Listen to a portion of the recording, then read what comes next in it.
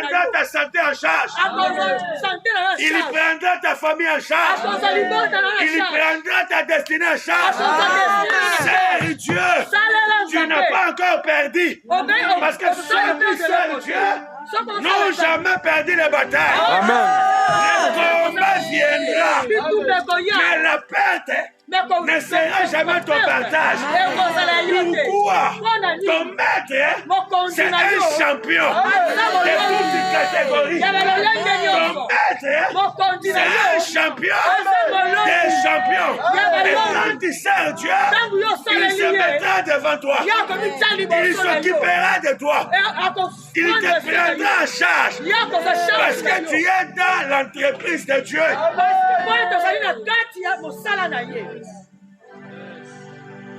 Dans toutes les entreprises qui se respectent, tout employé, tout travailleur doit avoir la sécurité de sa santé, doit avoir la sécurité familiale, financière. Parce que l'entreprise le prend en charge. Nous sommes dans une entreprise céleste. Là où tout celui qui sert Dieu ne perd jamais sa récompense. Je vais rappeler à quelqu'un, tout ce que tu as fait pour Dieu, cela est noté quelque part. Je dis tout ce que tu fais pour Dieu, même les jours, les dates, les heures, cela est noté quelque part. Dieu n'oubliera pas cela. Tout ce que tu as fait pour Dieu, des dîmes, des offrandes, des sacrifices, prier comme ça sous le soleil, sous le foie, tout cela sont notés quelque part. Dieu te paiera un jour. Continuez de servir Dieu. Sers Dieu. Tout en ayant cette confiance. Sers Dieu tout en manifestant l'amour de Dieu. Sers Dieu tout en développant la foi. Que je sers un Dieu qui récompense. Un Dieu qui paie. Dieu paiera ta vie. Il paiera ta famille. Il paiera ta destinée. Il y aura des choses que tu vas voir peut-être en France, en Belgique. C'est parce que tu as accepté de servir Dieu. Sers Dieu. Ma bien-aimée, mon bien-aimé, sers Dieu. Sers Dieu. Jésus-Christ a dit, je suis venu pour servir. Rendre service. Tu ne peux pas servir Dieu sans développer ces trois choses. L'attitude devant Dieu. Le Dieu que tu sers. Tu as quelle attitude devant lui? Quand tu es à l'église, quand tu vois que l'heure de la prière est arrivée, quand tu attends que nous avons la montagne, quand tu vois qu'on a un programme de la prière, quand tu marches dans ton esprit, qu'est-ce que ton esprit dit de Dieu? Qu'est-ce que ton cœur dit de Dieu? Comment est-ce que tu vois Dieu? Quand tu es devant des problèmes, tu vois quel Dieu? Quand tu pries, tu as quelle image de Dieu? Ton attitude détermine ce que tu vas recevoir de Dieu. Tout celui qui sert Dieu doit développer une attitude devant ce Dieu-là. Parce que nous avons des dieux de Baal. Nous avons des dieux d'Astarté. Nous avons des petits dieux. Mais toi, tu vois quel Dieu?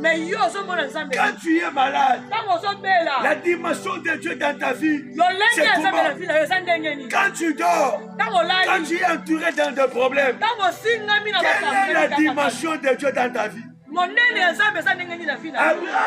Abraham était assis sous l'arbre. Il a vu trois personnes passer. Quand il a regardé ces trois personnes, il s'est dit à lui-même, ça c'est pas des hommes ordinaires. Ça, c'est pas des hommes normaux. Ça, c'est un Dieu. C'est Dieu qui passe. Et je dois profiter. Abraham a profité. Il a appelé ces gens. Il a fait la nourriture pour ces gens. Et après cet acte, l'enfant Isaac est arrivé. Il y a eu la bénédiction.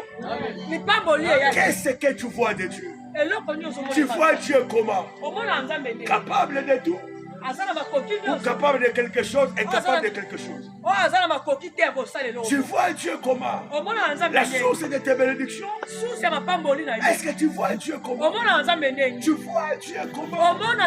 Il y a d'autres personnes pour eux, sans Dieu, il n'y a pas la vie. Sans servir Dieu, sans citer le nom de Dieu, sans prier, sans faire du bien aux gens, pour lui, il n'existe pas. Ton attitude. Un jour, Marie a été visitée par un ange. Il avait l'âge de 16 ans. L'ange Gabriel est venu. Il a donné des messages à Marie. Déjà, voir le message que Marie recevait, c'était impossible de croire. Parce que selon la science, une femme ne peut pas être grosse sans le couplement d'un homme, sans l'intimité de deux personnes. Marie était au courant de cela. Mais quand il a compris que le message ne venait pas des hommes, venait de Dieu, il s'est vie servante de Dieu automatiquement. Parce qu'elle a dit, je suis sa servante. Que cela soit fait selon la volonté. Avant que l'ange ne visite Marie, il y a nulle part dans la Bible où on a mentionné Marie comme servante de l'Éternel. Mais quand il y a eu la rencontre surnaturelle, cela a ouvert le jeu à Marie. Marie a compris que je suis servante de Dieu. Comme quand servante, je n'ai plus de volonté. C'est la volonté de Dieu. Et il a eu sa bénédiction. Quand tu te vois comme serviteur, servante de Dieu, comme sacrificateur de Dieu, peu importe les réalités, les combats de ta vie, tu diras, je suis serviteur, servante de Dieu. Que le oui de Dieu s'accomplisse dans ma vie. Je suis serviteur, servante de Dieu. Que ce que Dieu a planifié, c'est réalise dans ma vie. Dans la logique de Dieu, il n'a jamais planifié de mauvaises choses pour ses enfants.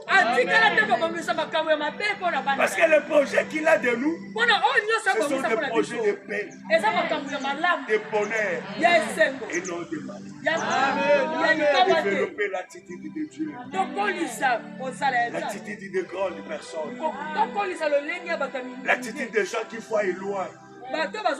L'attitude qui confesse de bonnes choses. L'attitude des aigles qui ne voient que des choses grandes. Qui regardent qu'en haut, non en bas. L'attitude des gens condamnés à ne pas échouer dans leur vie. Condamné à réussir, peu importe les combats, les réalités. Condamné.